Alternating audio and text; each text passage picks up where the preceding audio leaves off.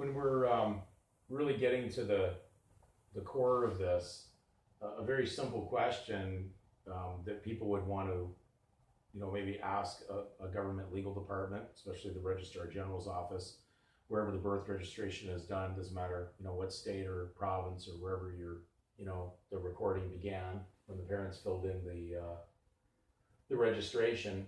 Why don't you ask the department whether or not they guarantor the document? You may be surprised to find the answer to that. Does the government actually guarantor the contents of the document?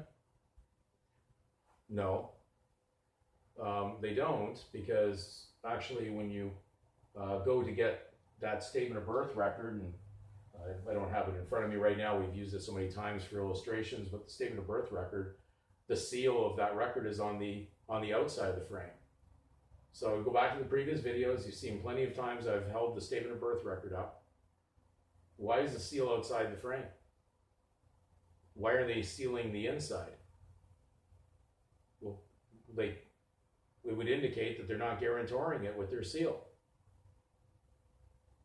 It's not basically sealable because of something that's on there. And unfortunately, people are not asking the most simple questions. They're running around with title that even the state's not guarantoring. Well, if the state's not guarantoring it, why are you guarantoring it? So these are things you have to ask. So maybe take the time and pen a letter to basically the office of the Registrar General and ask them, do they guarantor the contents of the birth registration or the statement of birth record that the parents filled out? Now, they may come back with some interesting double talk, but that's a yes or a no question.